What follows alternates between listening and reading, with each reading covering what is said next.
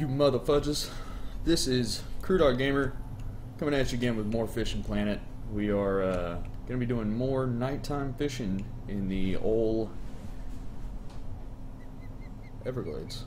This is my favorite place to go fishing in the game, and I'm going to be doing it in my favorite way, which is topwater fishing. And later today I will be making a video, possibly releasing a video today, about how to topwater fish. I've never made a topwater fishing guide.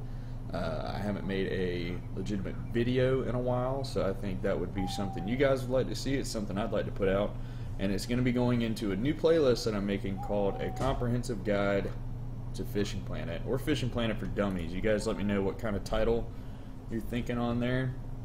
For anybody who comes in and watches the stream later today, afterwards, anything like that, I will be making a complete and total guide to this game. I want to make it as informative as possible. I've shown you guys how to catch certain fish. I'd like to go over certain maps, like in particular, you know, maps and stuff like that, but also all the techniques that you can use, right?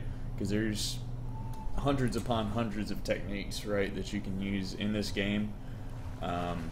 And I'd like to go over as many of them as I could possibly find out about, stuff like that. So I'm going to be looking for a title. I'd like you guys to kind of help me out with figuring out a title. What the fuck? Catching gar on topwater, okay. I'm going to remember that. So hopefully you guys can help me figure out a title or something cool like that, so you know it doesn't sound quite so lame. So, hope everybody's doing well. I'm doing great. I just actually went and took my physical for my new job that I'm going to. Should be next week that I start working there. But don't worry, I'm still going to try and do my Sunday and Tuesday streams, where I stream my Army Units op, and then me fucking around with my friends on Tuesday, and probably fucking around with my friends on Sunday too.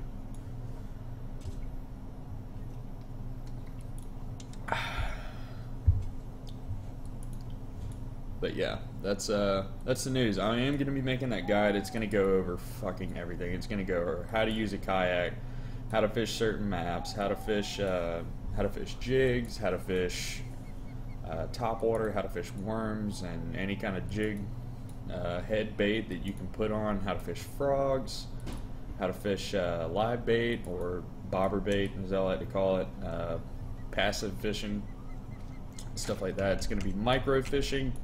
It's going to be a guide to Lone Star Lake, where I know a lot of guys start out at.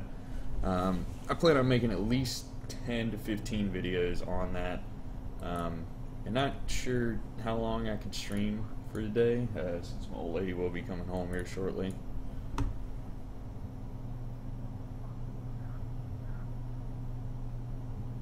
Holy shit.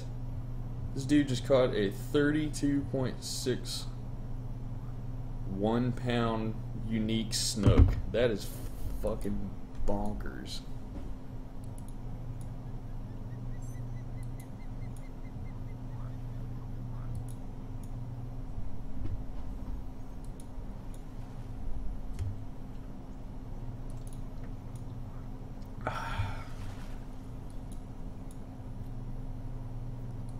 So right now I'm fishing topwater in Florida. It's really not the best time. I kind of, you know, usually I'll leave for a day, and I won't get the best time on the topwater hit. It's really not looking like the bite is too active.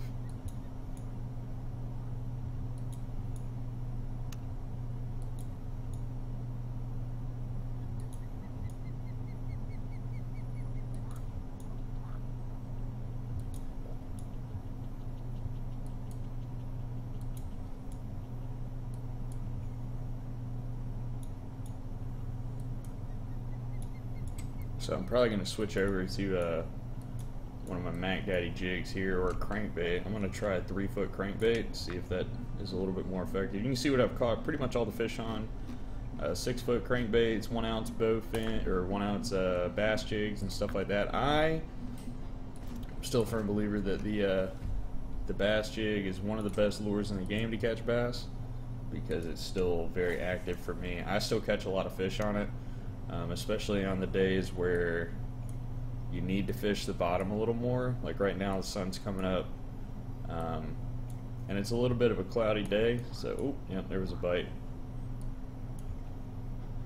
So whenever I feel that barometric pressure is really low, you know, the fish aren't really looking for that top water, and they're not really looking for the mid, I'll throw a bass jig, and that seems to be a little bit more effective. And especially throwing this heavier bass jig, it stays on the bottom a lot better, at least with the way that I fish it, since I fish it so slow. Now you can fish it lift and drop, you can fish it stop and go, you can fish these things as a swim bait where you just reel it straight in, and you can fish it a little bit harder like this with a 3-speed to get it off the bottom a little more, like that. There's a good bite. But just the timing of your stop and go is very important whenever you're fishing the bass jig, because it really depends on the weight. Because, you know, your weight might be a little higher, such as a 1 ounce like I'm throwing. You're fishing for a little bit bigger fish, so you can fish it slower, but you don't necessarily have to. And the heavier it is, the harder it's going to be to get it off the bottom. So you need it to come off the bottom a little bit. So if I'm fishing a 2-speed right now, it'll barely inch on the bottom like this.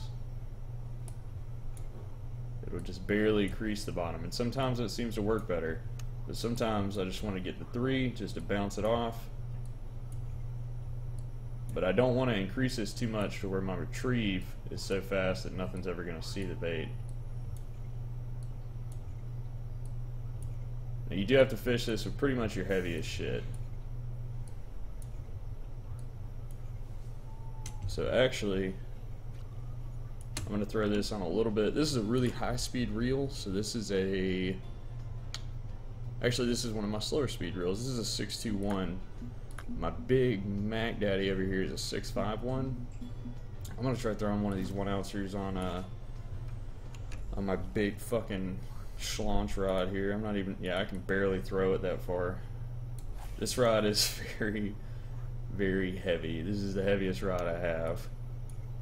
So that higher retrieve speed may be better for me here, because I'm getting a little more line out of each reel turn. And I'll cover all that in that guide I'm talking about too, like how to read gear ratios and stuff like that.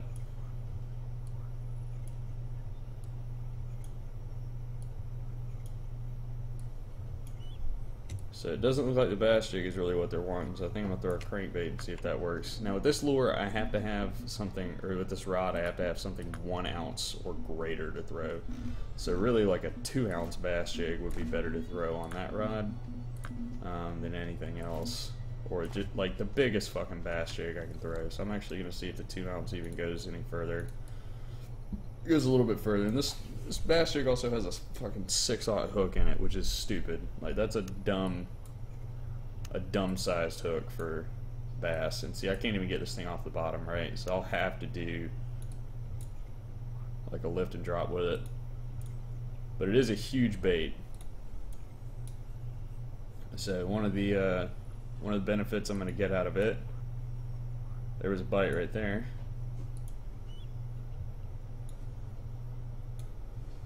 It's almost too big to do a lift and drop with too. So I'll have to do like a pulling lift and drop. Oh, there was a bite. See, the damn hook is so big I'm not going to be able to catch most fish in this fucking lake with it. Like a redfish or a red drum, he's not going to be able to get on this. There's no fucking way. He's just going to be too damn small. His mouth is, I think the best term I've heard for it is they have an inferior mouth, which I thought was fucking a hilarious term.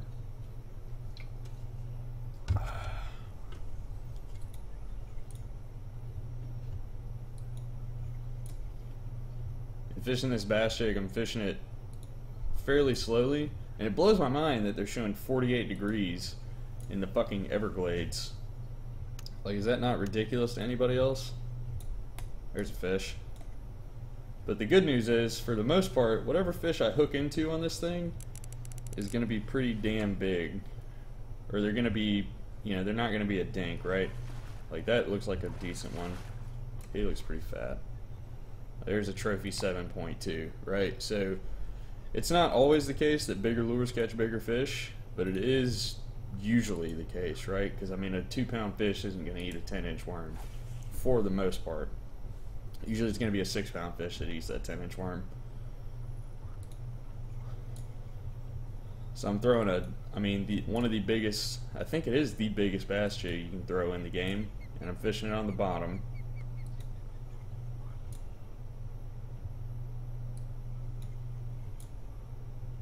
And I'm just getting a little lift off the bottom, little drop.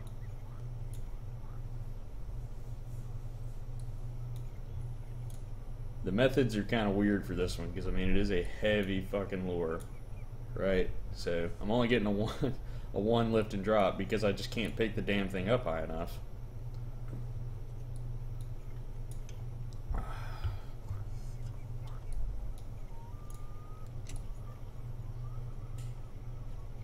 This is basically a fucking sea fishing rod. Like I know I tried, I don't think there's a crankbait heavy enough for me to throw on this thing. So I have to have like a 2-ounce jig head with like a crawl or a worm or something like that. It's very fucking difficult to like throw a lure on this rod that is, here's a fish, that is capable of doing the stuff that this rod can do. Also, pulling fish in with this thing is just too fucking easy. He looks decent. Wow, 3.9, okay. That's pretty fucking small for a 6/0 hook.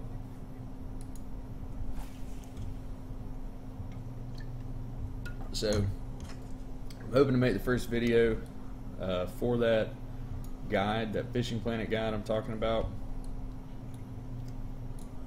I'm hoping to make that later today, and that's going to be a topwater guide. I'm going to be talking about how I throw topwater, what's always seemed to work for me quite well, and I'm not really sure what else you guys would want to see a video on, like on how to do stuff, right? Because there's a lot, obviously, a lot of shit that you could know or want to know.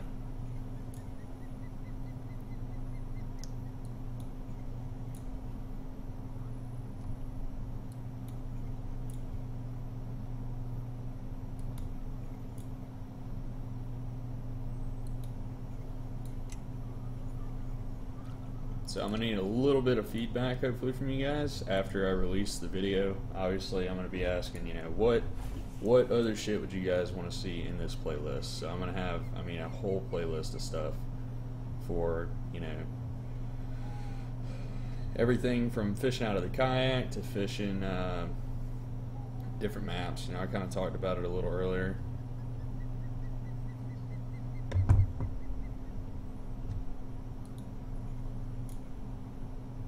Damn, the dude caught a brown bullhead.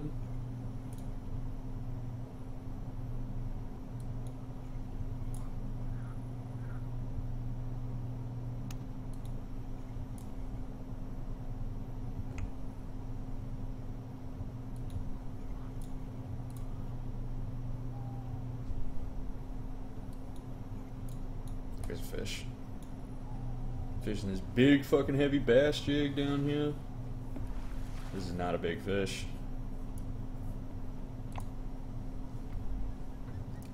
So it looks like the 3-speed is giving me a little bit more. Every time I go up to the 3-speed on my lift, I'm doing a little better.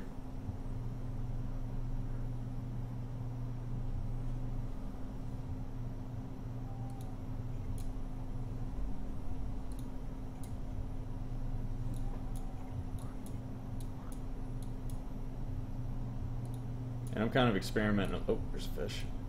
Experimenting a little bit with different methods, because I mean, there's not a whole lot of people that do the heavier, like super heavy shit like this. There's a trophy.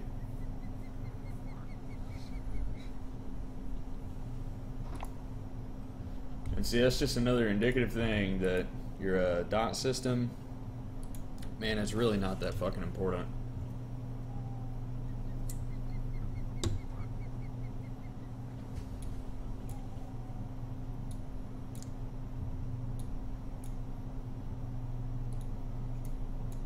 There's a fish. Clearly the fucking dots are not that important. Just learning that more and more every fucking day.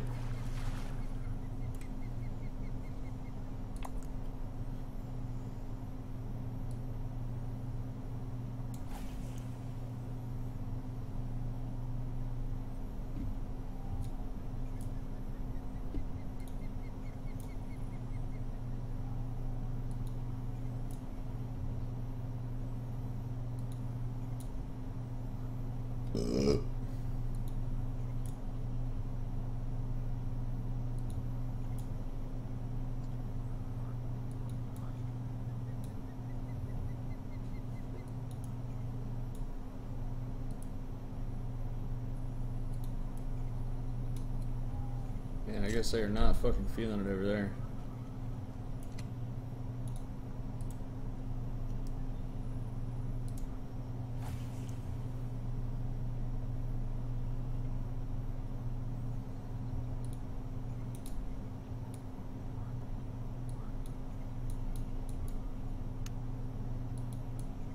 Let's try swimming her in.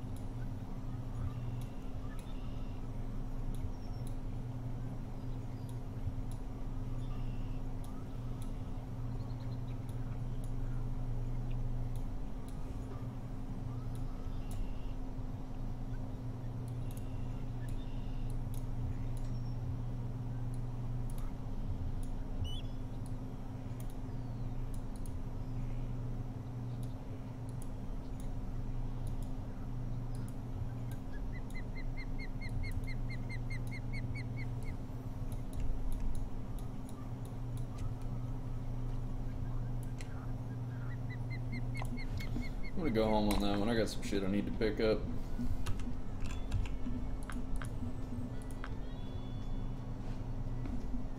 There we go.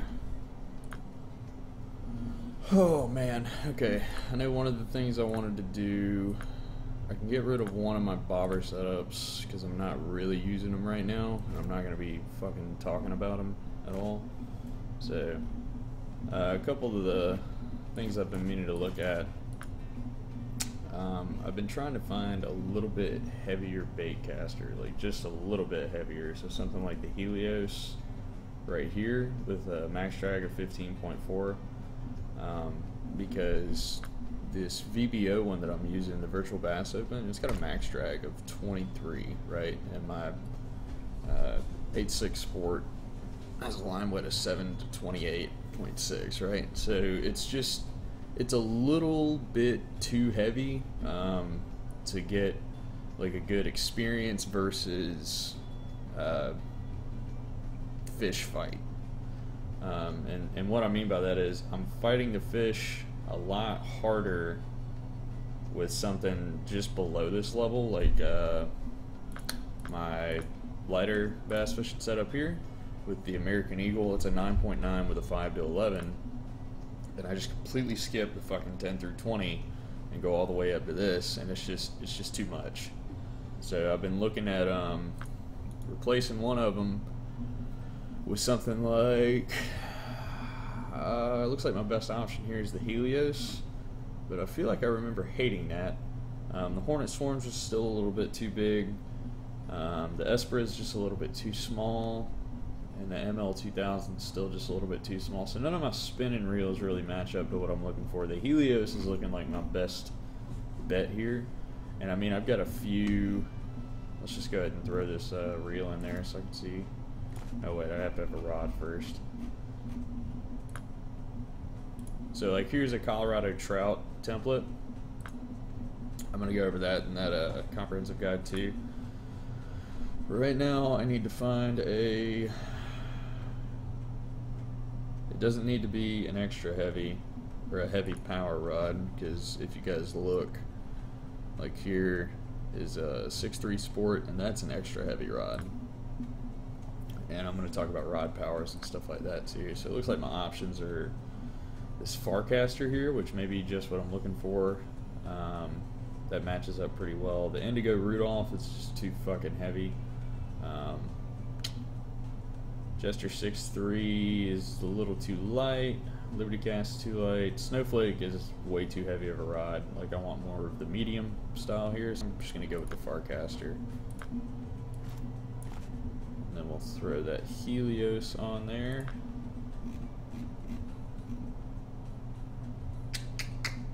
I guess we'll go with the Helios 2000P. Who's got more? The capacity is the same with mono. And I'm going to do, if I have enough, like 20-pound braid on it. 17-pound braid I think matches up better. So we'll throw that on there. Yeah, I know it's too strong. I can't help it. I don't have 15-pound braid. 295 feet, I think that's acceptable. That should be good enough for a lot of the fishing. For this rod, looking at a 1/2 to a 1.5 ounce, and that matchup is a little bit better for the bass lures, I think. So let's see where I've got unlimited to. I could go to San Joaquin and do some striper fishing up there. I'm not going back to Rocky Lake. Falcon Lake I don't have licenses for. Same for St. Croix. I'm not going to Mudwater because I don't feel like grinding catfish right now, or Quanchkin, same fucking thing. Emerald Lake would be a good one for the walleye, but yeah, nah. I'm trying to remember how much the like unlimited licenses are. So let's see how much one for like Michigan is. Fuck, man, 600 bait coins. Okay. San Joaquin could be a good one. I don't know if you guys could hear the car horn, but it was just going off. Let me see what I got as far as. Let's see, I got a fair amount of crankbaits I could throw in my backpack, or the Topwater. The Topwater is always a good one. We'll see what kind of big old Topwater lures we can find in here. So I've got all the big ones, and they're all in my backpack. The popper frog, that's one of the ones I wanted to buy. I just need to figure out what color. I think I'll go with the yellow one. The yellow one sounds like a good investment. I don't want to spend all those bait coins, but it doesn't look like you have much of a choice if you want a popping frog.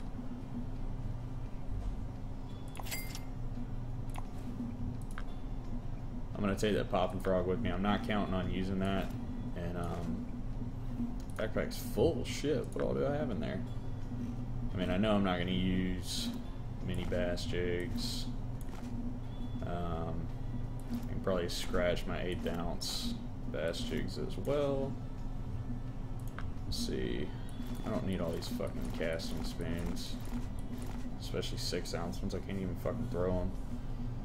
Or the nano spoons.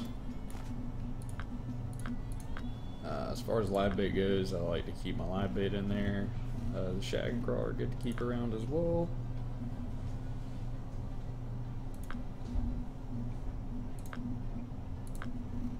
And I'm going to keep pretty much all these baits because they're all super fucking useful. I only want to take these colored cranks, lemon, blue and white, stuff like that.